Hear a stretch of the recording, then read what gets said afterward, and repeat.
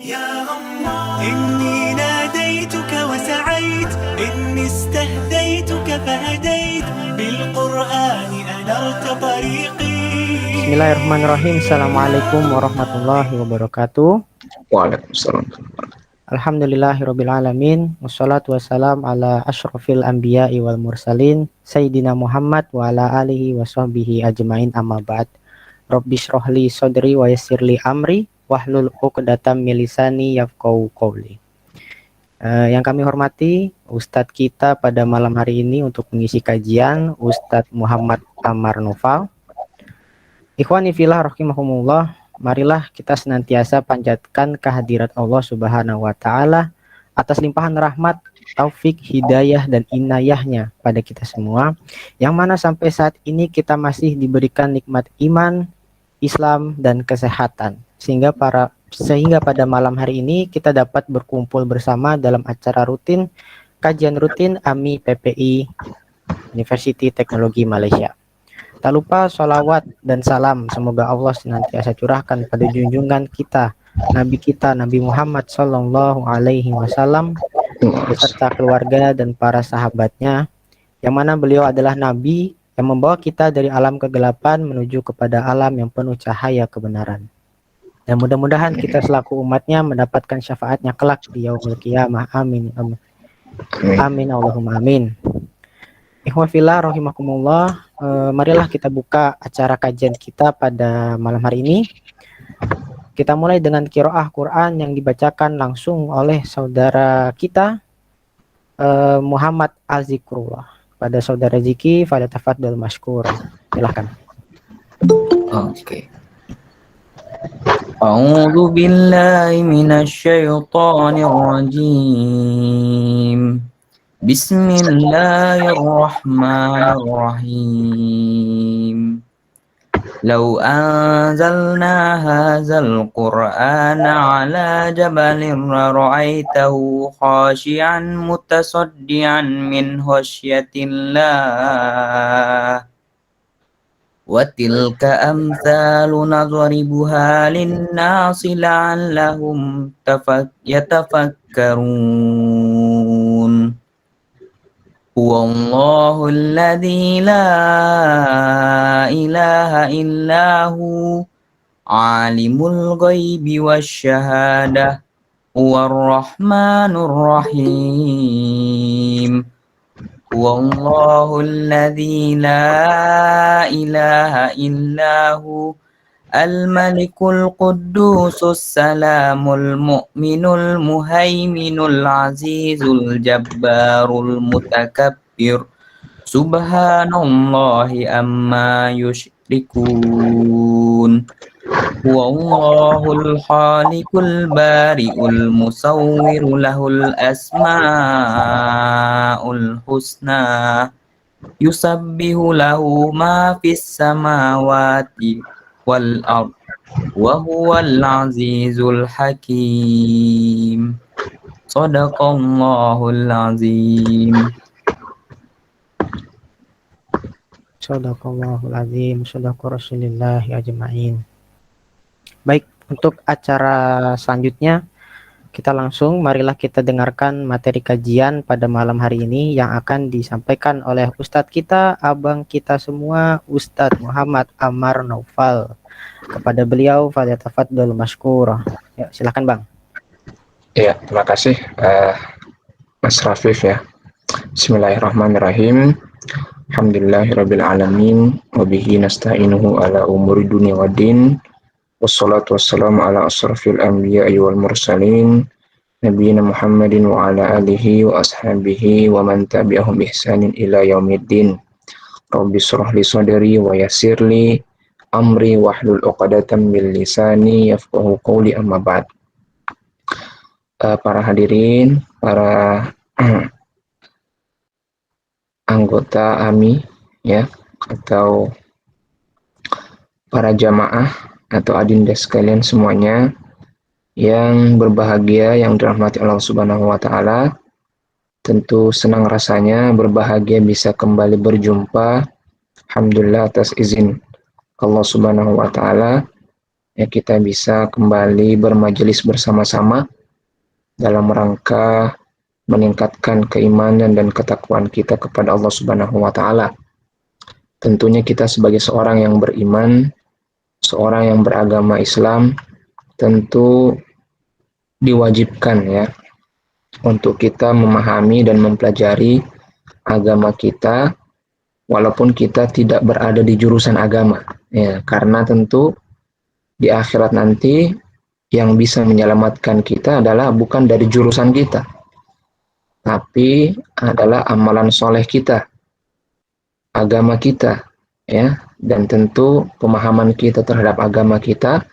Nah, itulah yang tentunya bisa menyelamatkan kita nanti di kampung akhirat ya, sehingga tentu perlu kita merutinkan kajian rutin pekanan supaya iman kita tercas dan kita semakin tahu tentang Tuhan kita, tentang Nabi kita, tentang agama kita ya, sehingga kita menjadi manusia-manusia yang beradab ya, yang mampu menghasilkan peradaban ya, karena peradaban kan kata dasarnya adalah adab ya. Maka pondasi yang pertama ditanamkan untuk membangun sebuah peradaban itu adalah dengan mempelajari adab ya, dan tentu kaitannya ini adalah bagaimana adab dengan Allah, kemudian dengan Rasul ya, dengan diri kita sendiri dan dengan orang lain. Nah, tentu ini perlu untuk kita sampaikan karena di zaman kita hari ini, alhamdulillah, informasi-informasi atau ilmu-ilmu yang bisa kita atau ingin kita cari itu sangat mudah diakses, banyak sebenarnya. Apalagi misalnya dengan materi-materi yang hari ini kita insya Allah akan sampaikan, tentu kalau sekedar mau searching saja itu sudah banyak dibahas oleh ustaz-ustaz kita dan referensi-referensi yang ada.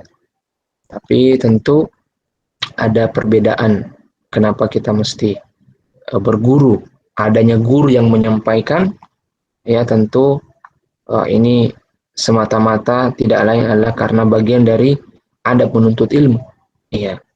Bagaimana seseorang yang baru ingin belajar agama ataupun apapun yang ingin dipelajari itu tentu perlu seorang pembimbing, perlu seorang murabbi, perlu seorang guru, ya, perlu seorang mentor untuk membimbingnya agar dia tahu mana yang baik, mana yang buruk, mana standarisasi yang perlu diperhatikan, mana yang tidak, ya, mana yang perlu dibuang, mana yang tidak.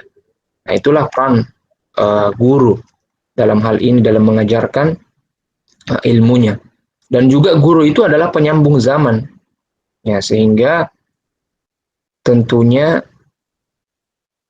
peradaban antar generasi ke generasi yang paling berperan penting itu adalah guru. Ya. Jadi kalau di suatu negeri itu tidak lagi menghormati gurunya, ya, maka tunggulah kehancuran peradaban itu. Ada 3 indikator kalau mau melihat peradaban itu hancur. Ya. Salah satunya tadi itu adalah ketika murid-murid sudah tidak lagi menghargai dan menghormati gurunya, bahkan dilaporkan, ya, dilecehkan, dilawan, ya. Nah, ini tentu salah satu ciri-ciri peradaban yang mundur dan atau akan hancur, ya. Maka silakan dilihat negara mana yang begitu generasi mudanya, maka tidak lama lagi akan hancur itu peradaban, ya. Yang kedua adalah jadikan ibu-ibu tidak bangga menjadi ibu, ya.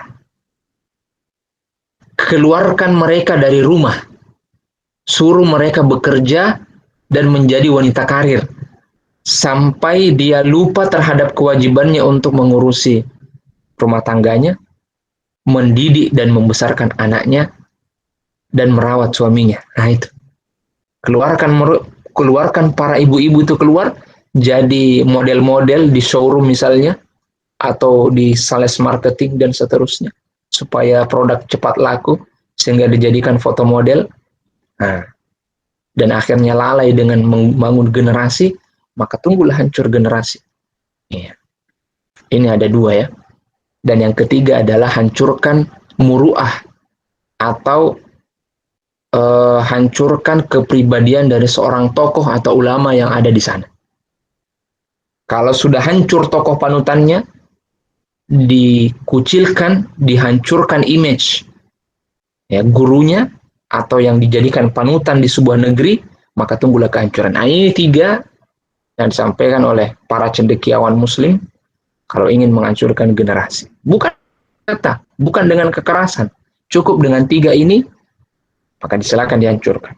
Makanya banyak gerakan-gerakan. Salah satunya gerakan feminisme. Nah, ya tentu ini bukan pembahasan kita pada hari ini, tapi kita berfokus kepada guru. Ya, apalagi kaitannya dengan adab terhadap guru. Ya. Kemudian salawat serta salam tak lupa kita kirimkan kepada baginda kita, Nabi besar kita Muhammad SAW sebagai pembawa risalah kedamaian, ya, dari zaman dahulu hingga penghujung zaman insya Allah. Dan pewaris para nabi itu adalah guru, ya, karena guru lah yang berperan penting dalam penyebaran ilmu yang disampaikan oleh Nabi SAW. Dan tentu keutamaan dari seorang guru itu sangat besar. Ya, bagaimana tidak? Tanpa ilmu, ya, tanpa ilmunya, ya akan terputus suatu zaman. Ya. Jadi kalau tidak ada guru misalnya ini, seseorang itu lebih bangga dengan menjadi seorang engineer, ya, atau bangga dengan desainer, atau bangga dengan macam-macam lah yang tidak berkaitan dengan pengajaran. Maka lihat saja nanti akan terputus peradaban itu karena tidak ada penyambung, dan penyambung itu adalah seorang guru. Maka pentingnya seorang guru ini, ya, maka patut kita harus hormati, kita jaga harga diri mereka, dan tentu bagaimana penyikapan kita terhadap mereka supaya ilmu yang dia sampaikan kepada kita itu kita resapi, kita maknai, dan tertanam begitu dalam dan lama dalam kepala kita karena keberkahan yang kita dapatkan dari ilmu guru kita. Dan tentu ini perlu ada metode-metodenya. Kemudian para ulama juga menyebutkan, jika seseorang murid berakhlak buruk kepada gurunya, ya, maka akan dapat menimbulkan dampak yang buruk pula, ya, seperti hilangnya berkah dari ilmu yang didapat, kemudian tidak dapat mengamalkan ilmunya, atau tidak dapat menyebarkan ilmunya. Jadi penting sekali ini kita memperhatikan akhlak kita kepada guru kita, siapapun itu. Definisi guru itu adalah mereka yang pernah mengajari kita, apapun yang bermanfaat. Bahkan suatu ketika, adab yang sangat luar biasa yang ditunjukkan oleh seorang Imam Syafi'i rahimahullah. Beliau suatu ketika dalam perjalanan berteriak, menyampaikan, "Guru, wahai guru, wahai guru." Kemudian sopirnya melihat di arah yang Imam Syafi'i menyapa sang gurunya. Dia melihat, wah, kok yang ada hanya penggembala domba, ya. Dan tidak nampak dari dirinya seorang guru, sosok seorang guru. Maka sopirnya ini heran, bertanya kepada Imam Syafi'i, kenapa engkau mengatakan berteriak dengan wahai guru, wahai guru? Maka apa kata beliau? Dia adalah guruku, karena melalui dialah sehingga saya mampu membedakan mana domba yang jantan, mana domba yang betina. Masya Allah ya. Jadi hal yang sepele saja luar biasa. Ya. Dan para salaf terdahulu mengerti betul bagaimana harus bersikap kepada para gurunya. Mereka adalah salah satu teladan bagi manusia.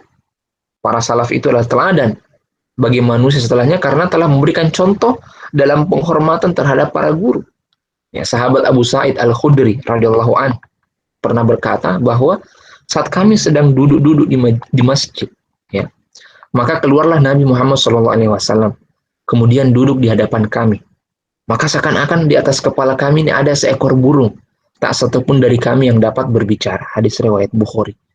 Jadi, bagaimana penggambaran para sahabat Nabi SAW ketika sudah keluar Nabi SAW dari rumahnya dan duduk di hadapan mereka untuk melakukan pengajaran, maka semua para sahabat seakan-akan menjadi pohon atau menjadi patung yang kalau dihinggapi burung itu tidak akan terbang karena dianggap bukan manusia. Kenapa seperti itu? Saking menghormati gurunya. Bahkan pernah saya dengar cerita, ini sudah lama, 2 tahun yang lalu kalau tidak salah, di sekolah IT, ya, sekolah Islam terpadu, yang biaya SPP-nya mahal, tuition fee-nya itu puluhan bahkan ratusan juta. Suatu ketika dia memaki gurunya, meneriaki guru sekolahnya. Ya, pernah ada kejadian. Karena menganggap dirinya, saya banyak harta. Kamu ini hanya guru di sini, hanya guru. Iya. Padahal ini di sekolah IT ya. Saya tidak memojokkan sekolah IT, tapi ini fenomena yang terjadi. Apatah lagi kalau di negeri, ya. Terjadi pelaporan ke polisi oleh murid karena gurunya dan seterusnya. Banyak juga video-video viral di TikTok atau di mana, di Facebook, di IG, tentang bagaimana seorang murid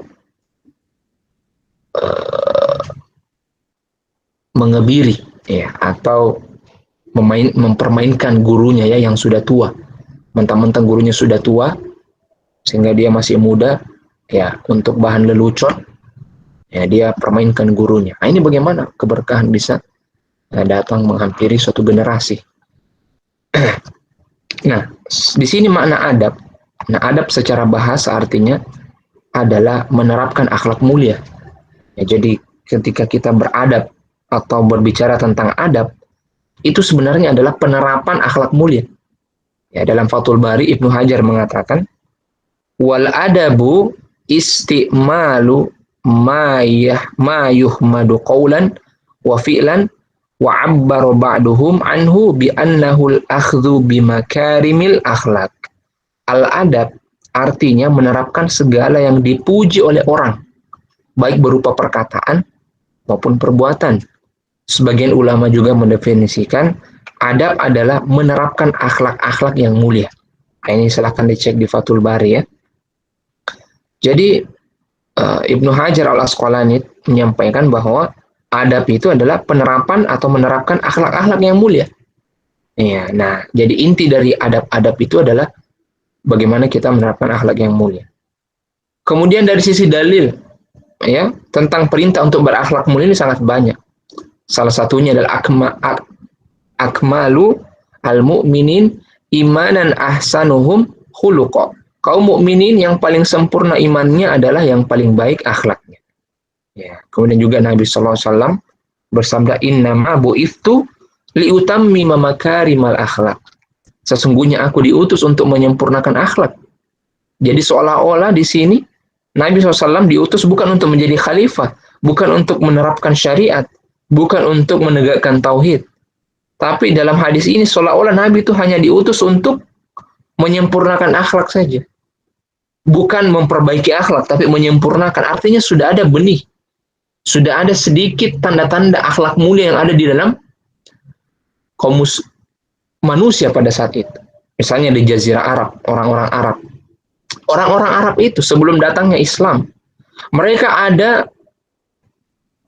adab atau akhlak yang dia terapkan, itu sangat baik. Contohnya adalah dengan memuliakan tamu.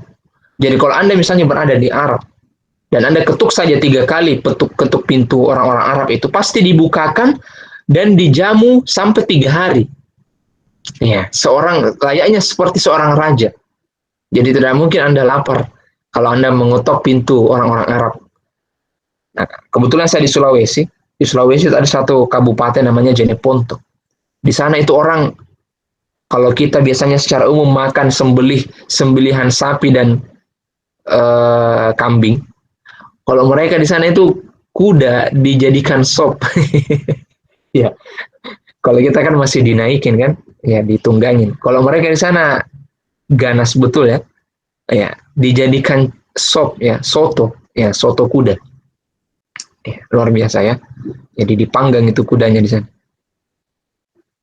Mereka itu ya, dan ini sesudah pengalaman pribadi. Itu kalau kita singgah ke rumah salah satu kawan ya, pasti dijamu makan berat. Bukan sekedar air putih yang keluar dan teh kecil. Pasti dijamu makan sampai kenyang. Dan marah pemilik rumah kalau kita tidak singgah makan di rumahnya kalau lewat di kabupaten itu.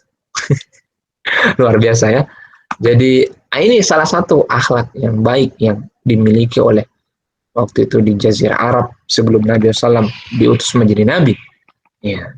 Jadi untuk menyempurnakan akhlak mereka. Satu saja kekurangan mereka. Mereka melakukan itu hanya semata-mata karena culture. Ya. Tetapi tidak diniatkan sebagai ibadah. Tidak menyandarkan apa yang dilakukan itu hanya untuk semata-mata meraih ridho Allah Subhanahu wa taala. Nah, ini yang jadi kekurangan. Makanya ini yang disempurnakan. Kemudian juga Nabi SAW mengatakan dalam hadis yang lain, yang artinya sesungguhnya perkara yang lebih berat ya di timbangan amal bagi seorang mukmin itu adalah akhlak yang baik. Dan Allah tidak menyukai orang yang berbicara keji dan kotor. Jadi kalau sekiranya ini amal soleh kita ditimbang, maka akhlak yang baik ini juga, akhlak yang mulia ini juga berat. Jadi jangan dikira kalau kita ikut pengajian, mengaji, baca Quran, sholat, itu kita yakini sebagai ibadah saja. Benar, itu juga ibadah. Tapi akhlak mulia, ini juga adalah ibadah. Yang kalau kita bisa berakhlak yang baik dengan saudara kita, terutama ke guru kita, maka itu juga bernilai ibadah. Ya. Kadang-kadang kan ada orang mengatakan, ayo pergi beribadah. Apa itu bersedekah, berpuasa, sholat, naik haji. Itu yang dianggap ibadah. Tapi kalau berbuat baik ke orang, tidak menzolimi orang, itu tidak dianggap ibadah. Nah, ini yang perlu diluruskan, bahwa akhlak yang mulia, akhlak yang baik, itu juga bisa menjadi pemberat timbangan amal soleh seseorang. Bahkan lebih berat dibanding sekedar kita sholat, puasa, bersedekah. Ya. Nah, ini berdasarkan hadis riwayat At-Tirmidzi, dan ini di Hasan Sahihkan. Ya, hadis ini berarti bisa jadikan sandaran. Akhlak yang mulia itu perkara yang berat. Nah, sekarang pertanyaannya, kita mungkin dari sisi finansial sedikit, tidak bisa setiap orang yang ada di majelis kita ini, di sini saya mau kasih satu-satu uang. Saya masih kere, ya kurang ya, saya tidak bisa kasih Rafif, kasih Raihan, kasih Razik ya, kasih Siti Aisyah, Hadari, Usama. Nggak bisa saya kasih uang masing-masing 1 miliar ya, kecuali mungkin dari bansos, ya. Nah, ini lain cerita. Tapi saya nggak bisa ngasih. Ya. Ibadah dari jalur sedekah. Nggak bisa. Tapi ada ibadah dari jalur yang lain yang bisa saya kasih, dan itu banyak. Apa itu? Seperti senyum misalnya. Menyebarkan salam misalnya. Senyum kan akhlak yang mulia. Ya. Memberikan kebahagiaan ke hati saudara-saudaranya. Dengan senyum. Bukan dengan muka yang cemberut, masam. Nah, ini bagian dari akhlak mulia, dan ini adalah ibadah. Dan makanya wajar kalau dia menjadi timbangan yang lebih berat. Karena dia bisa dirasakan oleh banyak orang. Kita senyum saja, orang merasa bahagia, dia senyum juga ke kita, ini sudah menanamkan kebahagiaan kepada saudara kita. Nah, jadi langsung saja kepada inti bahwa beberapa hal atau poin-poin yang bisa kita amalkan atau bisa kita lakukan, adab-adab murid terhadap gurunya. Ya. Yang pertama adalah menjaga kehormatannya. Ya. Hadis dari Ubadah bin Qomud mengatakan, hadis riwayat Imam Ahmad dan dihasankan oleh Syekh Al-Albani, bukanlah golongan kami orang yang tidak memuliakan atau menghormati orang tua dari kami, dan tidak menyayangi orang yang muda. Nah, ini jadi kalau ada gap-gap pengkaderan misalnya, perpeloncoan, menampar misalnya, atau membuat sedih juniornya, ini tanda tidak menyayangi orang yang muda. Dan orang yang tidak tahu memberi hak kepada orang yang alim di antara kami. Nah, ini tidak tahu bagaimana memberikan hak seorang yang alim. Alim itu orang yang berilmu. Orang alim di sini juga termasuk guru kita. Orang yang tidak tahu memberi hak kepada orang yang lebih alim di antara kita, nah ini bukan golongan Nabi Shallallahu Alaihi Wasallam. Abdullah bin Abbas pernah memegang tali kekang hewan tunggangan Zaid bin Thabit. Ya, nah ini. Jadi Abdullah bin Abbas ini adalah keluarga Nabi, ya, Ahlul Bait, dan seorang alim. Ya. Jadi Abdullah bin Abbas pernah memegang tali kekang hewan tunggangan Zaid bin Thabit. Kemudian Zaid bin Thabit merasa risih akan hal ini karena Abdullah bin Abbas walaupun masih kecil tapi ia adalah seorang alim dan seorang Ahlul Bait sampai beliau mau turun, ya. Tapi Abdullah bin Abbas mengatakan kami diperintahkan bersikap baik kepada ulama dan orang tua kami. Oh, ini luar biasa. Jadi Abdullah bin Abbas yang harusnya lebih dimuliakan karena seorang sayyid, seorang habib, ya, Ahlul Bait, keluarga Nabi, dan dia juga seorang ulama, tapi karena usianya yang masih muda, sehingga dia mengamalkan hadis yang tadi ini, hadis Ubadah bin Qomud, yang bukanlah golongan kami orang yang tidak memuliakan orang tua dari kami. Dan Zaid lebih tua daripada Abdullah bin Abbas. Luar biasa. Sama-sama saling tawadu dan saling beradab kepada satu sama lain. Ini luar biasa. Yang kedua, ya, adab seorang guru terhadap muridnya adalah menulis apa yang dikatakan oleh guru. Ya. Ya. Bukan hanya mustami, tapi menulis. Ya. Dari Abdullah bin Umar, dari Anas bin Malik, dari Umar bin Khattab, Rasulullah SAW bersabda, yang artinya ikatlah ilmu itu dengan menulis. Ya. As-Sa'di mengatakan, bila kau mendengarkan satu ilmu, maka tulislah, walaupun itu di dinding atau di tembok. Jangan pernah engkau meninggalkan suatu ilmu kecuali engkau telah menulisnya. Nah, ini luar biasa, ya. Jadi suatu ketika di majelisnya Imam Ahmad bin Hambal rahimahullah, itu ribuan orang yang datang. Tapi hanya 500-an orang yang menulis, dan itu pun yang berada di depan, yang dekat dengan Imam Ahmad. Iya. Sedikit saja yang menulis. Ditanya orang-orang yang ribuan sisanya itu, kenapa kamu jauh-jauh datang di majelis Imam Ahmad? Padahal tidak ada speaker waktu itu, sehingga agak-agak susah juga didengar.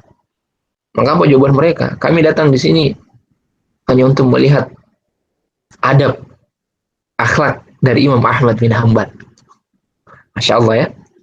Jadi kadang-kadang itu murid kita itu, ya, atau seorang muslim itu,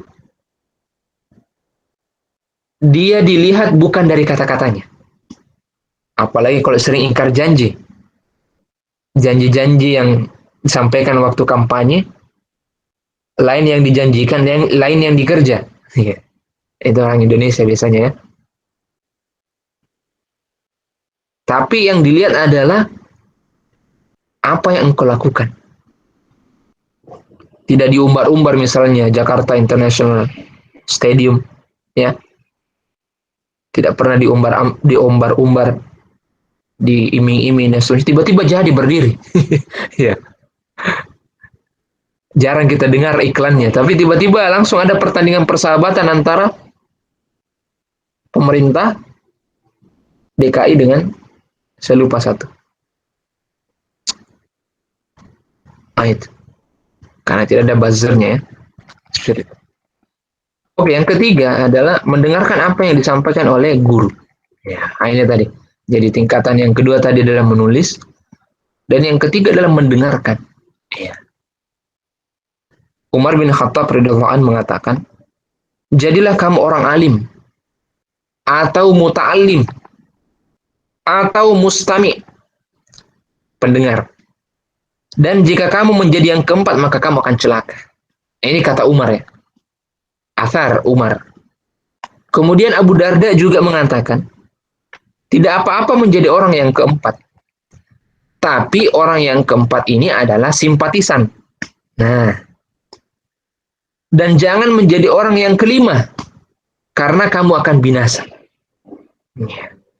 Mustami artinya mendengarkan guru dengan kesan menempatkannya di tempat yang tinggi, menghormatinya. Ya, jadi salah satu sikap tersebut adalah bersikap tawadu. Seperti Abdullah bin Abbas yang begitu tawadu terhadap guru-gurunya kepada Zaid bin Thabit. Meskipun gurunya sendiri kadang risih. Ya, sebab tahu bahwa Ibnu Abbas ini lebih alim dari mereka. Namun Ibnu Abbas sendiri tidak mau memberi kesan seperti itu. Dan inilah yang juga harus senantiasa diingatkan kepada murid-murid kita tentang bagaimana menghormati gurunya. Terutama masalah mustami, mendengarkan. Jadi kalau sedang berbicara guru kita, maka diperhatikan, didengar. Jangan juga kita berbicara dengan teman kita di sebelah. Dan ini banyak terjadi ya. Saya baru-baru musyawarah dengan pengurus masjid. Rapat untuk mengclear fiksasi imam muadzin dan hal-hal yang terkait pembangunan masjid di dekat rumah.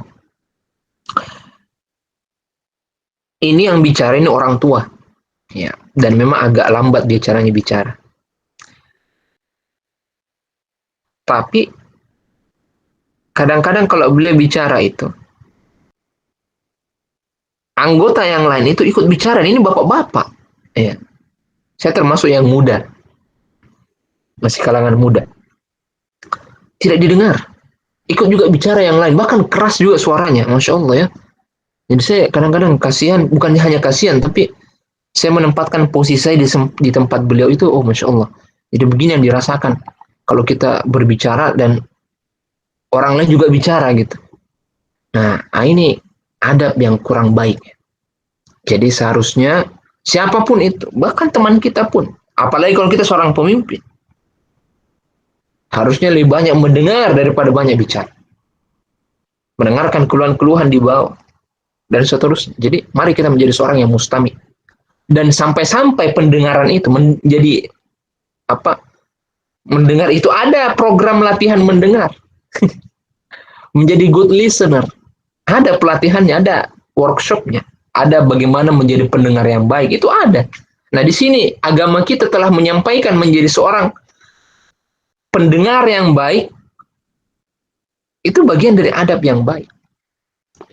Seperti yang keempat adalah memuliakan dan bersungguh-sungguh dalam berkhidmat kepada guru kita.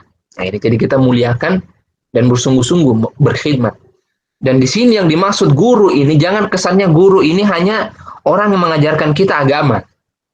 Guru Anda juga di engineering, di teknik sipil, di chemical engineering, di Faculty of Human Resource Development.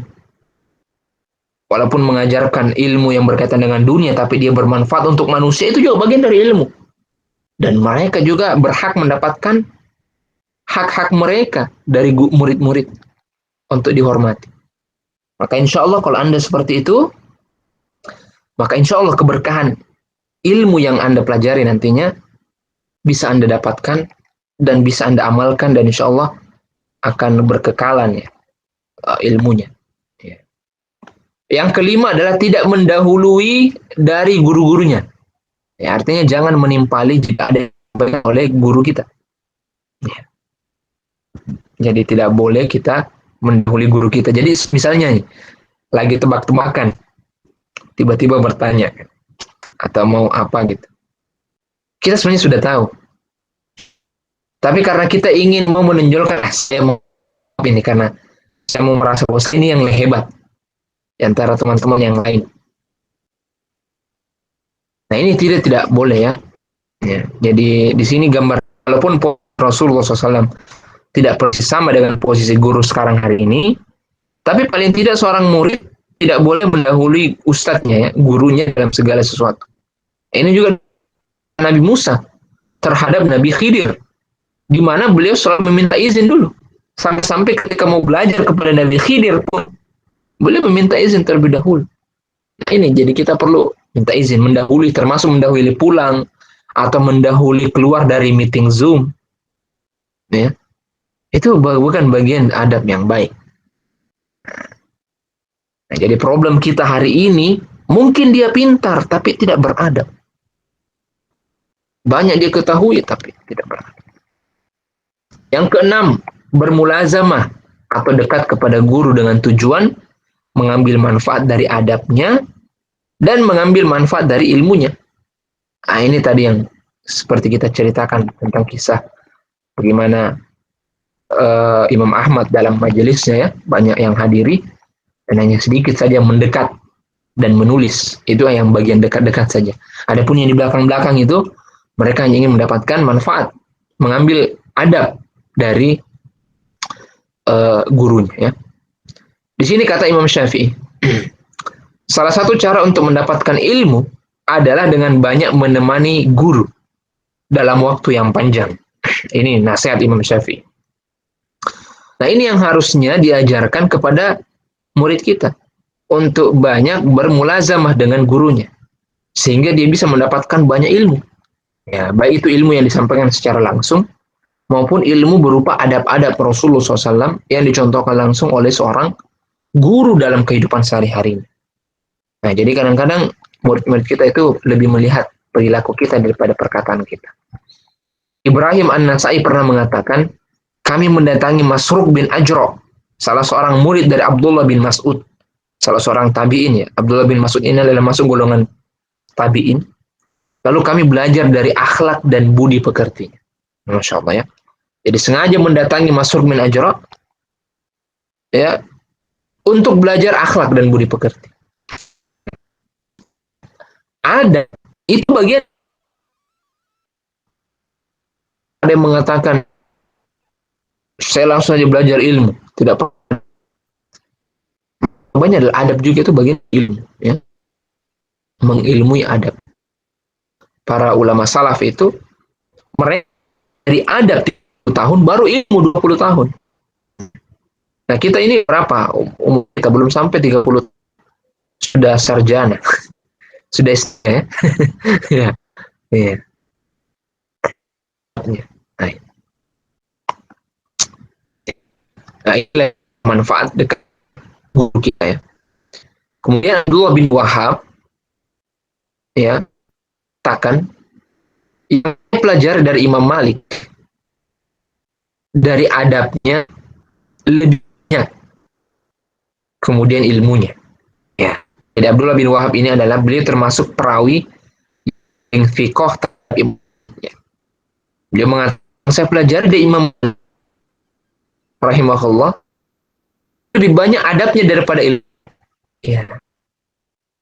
Tentu Imam Malik itu banyak ilmunya, ya, yang bisa diserap. Tapi beliau mengatakan saya lebih banyak belajar adabnya daripada ilmunya. Jadi beliau ini Abdullah bin Wahab tidak belajar ilmu saja, tetapi juga merekam bagaimana adab-adabnya yang diajarkan oleh gurunya. Husain bin Ismail dari bapaknya, beliau menceritakan majelis Imam Ahmad. Nah, ini sudah kita sampaikan, ya.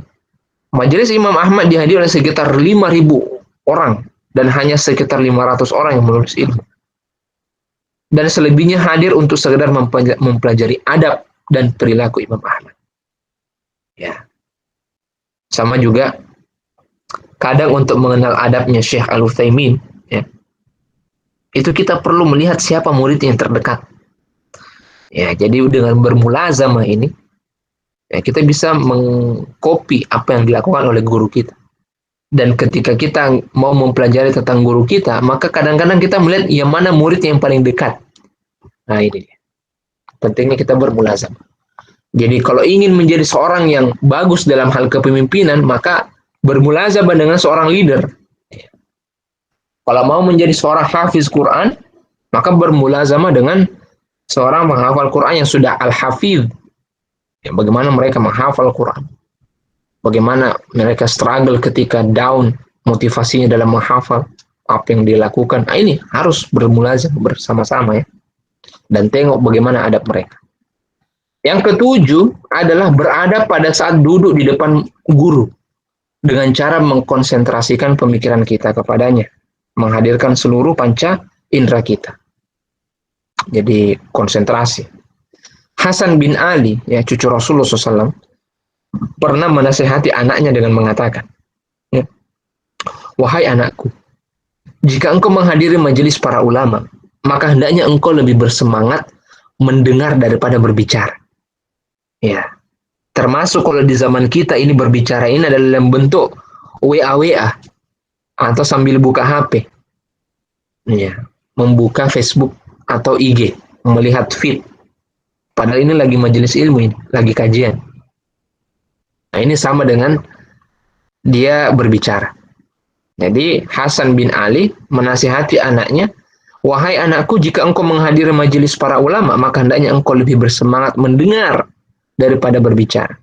Jangan mengambil sikap diam dan jangan engkau memotong pembicaraan seseorang hingga dia berhenti berbicara. Nah, ini tidak.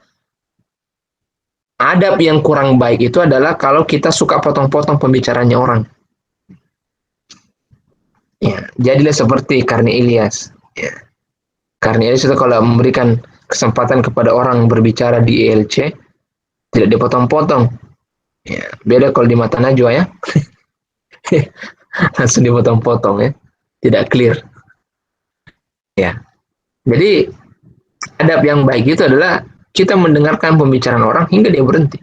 Nanti sudah berhenti berbicara, baru kita berbicara atau menyampaikan pendapat. Termasuk dalam musyawarah.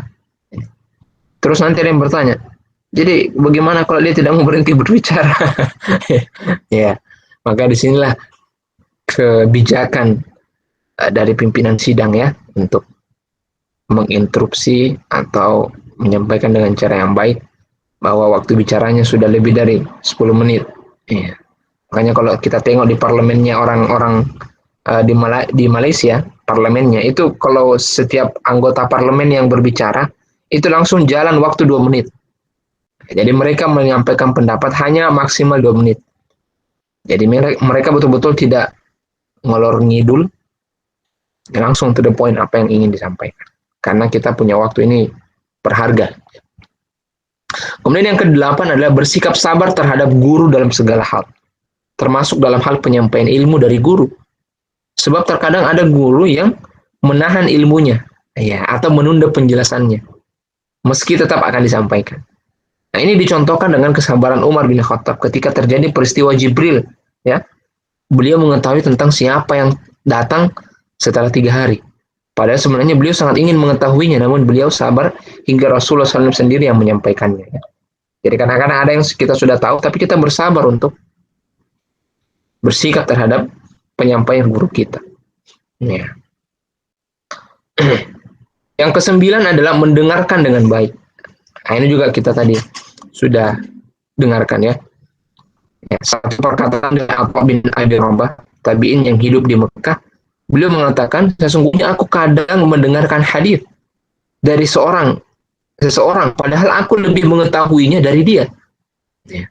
Namun aku menampakkan seolah-olah aku tidak mengetahui hadis tersebut sama sekali.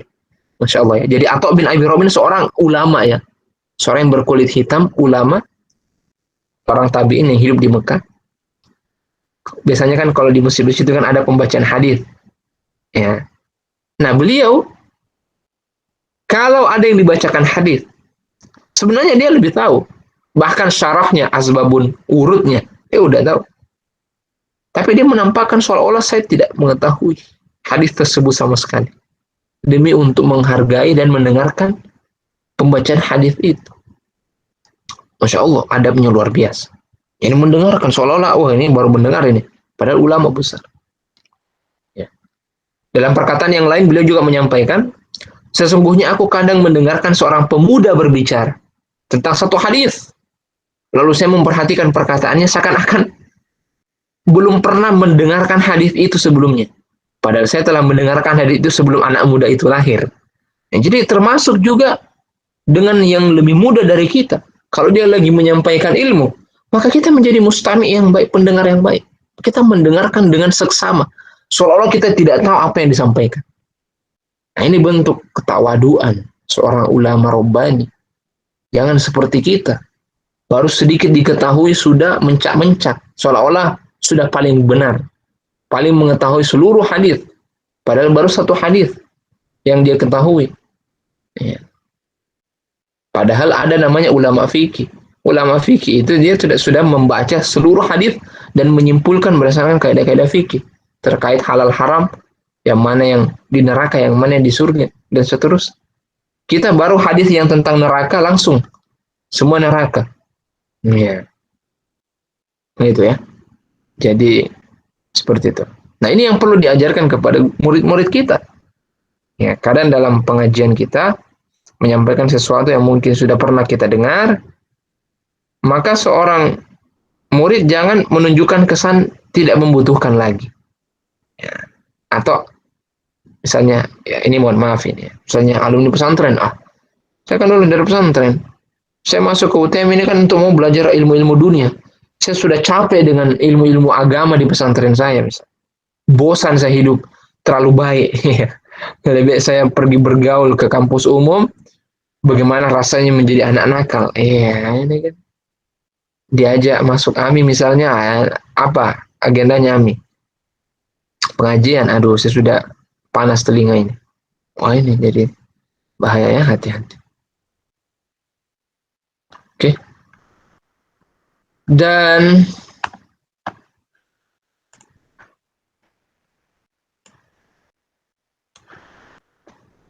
yang terakhir adalah selektif dalam memilih guru. Ya.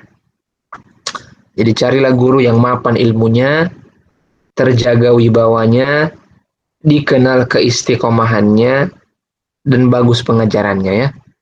Jadi supaya kita bisa lebih beradab kepada guru kita, maka tentu kita perlu selektif juga memilih guru. Supaya kita mampu untuk berbuat adil dan beradab yang baik terhadap guru-guru kita. Oke, sekira ini dulu yang bisa kami sampaikan. Mohon maaf bila ada kekurangan. Kalau ada mungkin jawab atau bagaimana, silakan saja. Kalau tidak juga tidak apa-apa. Saya cukupkan ya. Wassalamualaikum Muhammad wa ala alihi washabihi wasallam. Alhamdulillahirabbil alamin. Saya kembalikan ke Rafif ya. Fadhal. Oke, terima kasih Bang Amar. Demikian materi yang telah disampaikan oleh Bang Amar, Ustadz Amar. Saya ucapkan terima kasih atas berkenannya untuk memberikan materi. Semoga bermanfaat di kehidupan kita sehari-hari. Amin. Untuk selanjutnya kita teruskan dengan sesi tanya jawab. Mungkin dari teman-teman ada yang ingin ditanyakan terkait dengan materi yang telah disampaikan oleh Bang Amar. Pada semua jamaah, teman-teman yang ingin bertanya, silahkan boleh langsung off mic atau bertanya di kolom chat, nanti akan dibacakan. Baik, silahkan teman-teman, ada yang mau ditanyakan?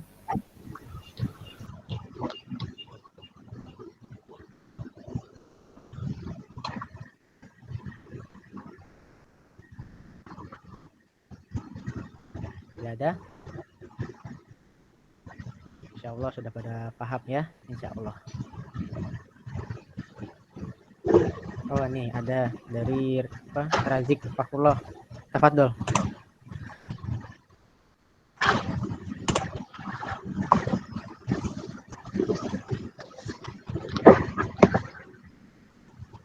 Belum di unmute.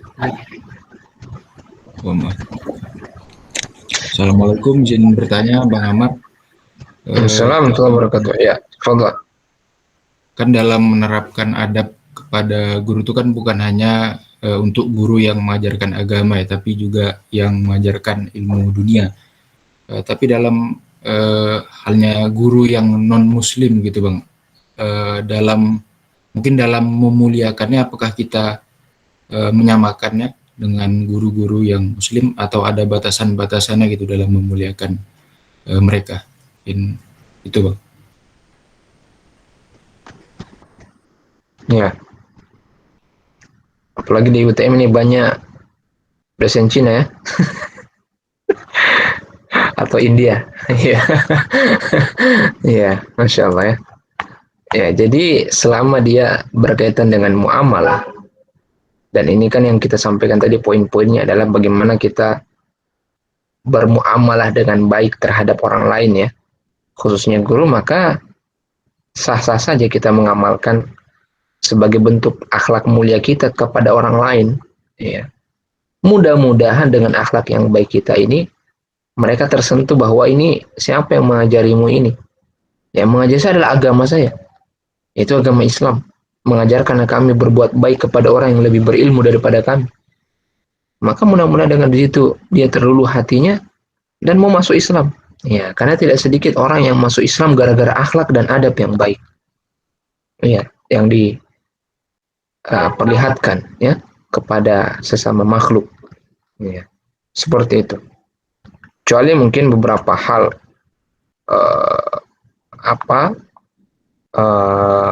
yang berkaitan misalnya sudah berkaitan dengan keyakinan misalnya kita dianggap tidak menghormati guru kalau tidak memberi ucapan namo buddhaya misalnya ya, atau happy Diwali ya, atau gongsi facai, itu yang perlu kita pertimbangkan ya. Walaupun beberapa ulama ada yang ini ya, biasanya kebanyakan beberapa ulama dari Mesir itu kalau sekedar ucapan selamat Natal itu boleh-boleh saja ya, sah-sah saja, dan Malaysia termasuk yang membolehkan ya, ulamanya ya. Ya, kalau di Indonesia kan di kalangan NU bisa ya, kalau di Muhammadiyah tidak ya. Tapi herannya Prof. Din Syamsuddin, ex ketum Muhammadiyah, justru malah membolehkan ya. Ini tentu perbedaan pendapat di kalangan ulama, tapi tentu yang lebih intim dari itu juga, kalau sudah berkaitan dengan keyakinan yang kita harus menjelma seperti mereka, maka ini yang tentu tidak perlu ya kita lakukan, dan disitulah batasan-batasan. Wallahu a'lam.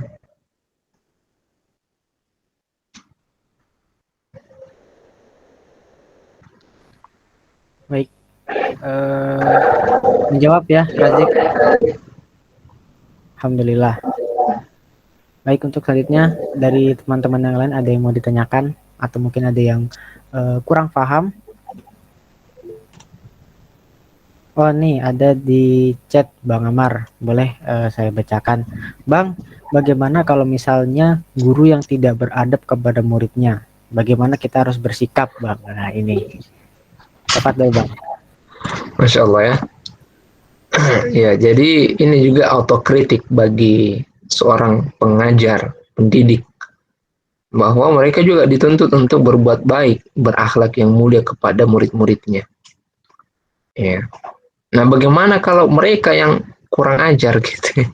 Ya, maka tadi yang terakhir yang kami sampaikan tadi adalah tentang selektif dalam memilih guru.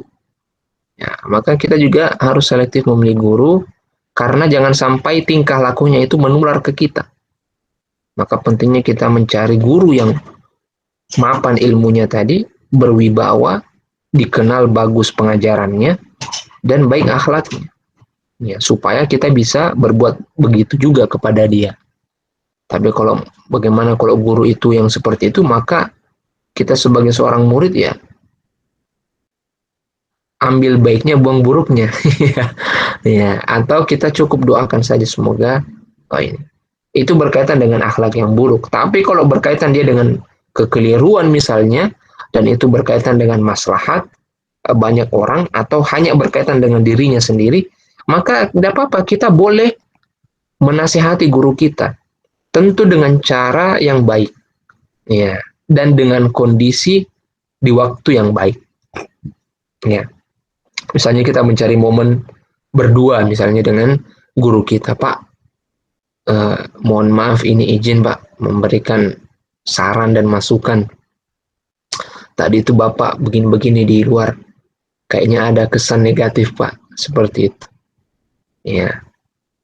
Maka mudah-mudahan dengan kita berdua saja dengan guru kita, maka dia bisa menerima.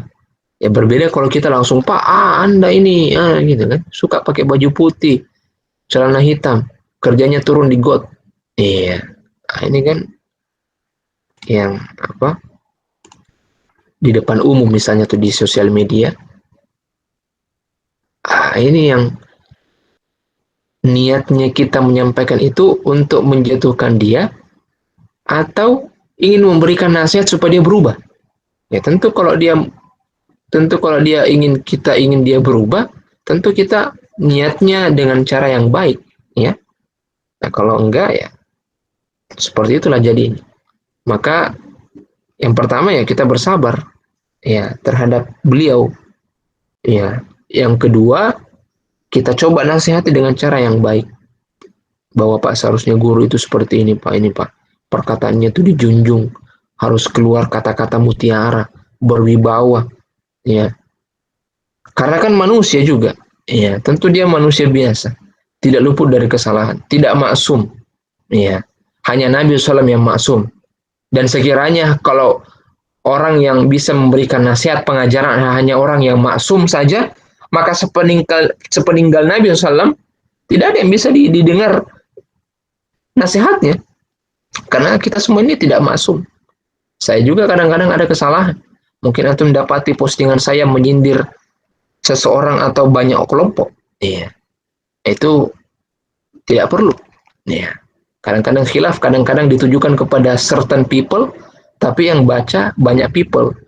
Jadi kadang-kadang begitulah manusia khilaf. Jadi kita hanya ditanya tentang kondisi kita. Nah, itu yang harus kita pahami. Jadi ketika nanti kita meninggal di akhirat kelak, kita tidak ditanya terhadap amalan perbuatan orang lain. Kita tidak ditanya kenapa gurumu bertingkah laku seperti itu. Ya, tapi kita ditanya amalan kita sendiri. Apa yang telah kita lakukan? Ya, bagaimana kita melakukan? Dan seterusnya. Sama kayak orang yang mempertanyakan eksistensi ketuhanan. Dia mempertanyakan tentang Tuhan dan seterusnya. Maka tanyakan kepada orang itu, di akhirat nanti Anda tidak ditanya tentang Tuhan. Maksudnya tentang kenapa Tuhan menciptakan ini, kenapa Tuhan menakdirkan saya lahir di dunia, kenapa Tuhan sudah menulis di lauh mahfuz sebelum kita semua lahir, kenapa tidak ditulis saja? Ya, kenapa mesti ada kita sehingga ada surga dan neraka? Kita tidak ditanya tentang apa yang dilakukan oleh Tuhan kita. Tapi Allah yang menanyakan kita apa yang kita lakukan selama di dunia. Ya, sehingga itu juga bisa dipraktekkan ke kita dan guru kita. Kita tidak ditanya tentang sikap guru kita yang misalnya tidak beradab kepada kita. Ya. Tapi kita lah yang dituntut ditanya bagaimana sikapmu terhadap gurumu. Baik itu yang baik akhlaknya maupun yang tidak baik akhlak. Nah itu. Sekira itu ya. Wallahu a'lam. Syukran Bang. Semoga Bang Dedi menjawab ya Bang Dedi, insya Allah. Baik, ada lagi dari teman-teman pertanyaan atau mungkin mau diskusi sedikit?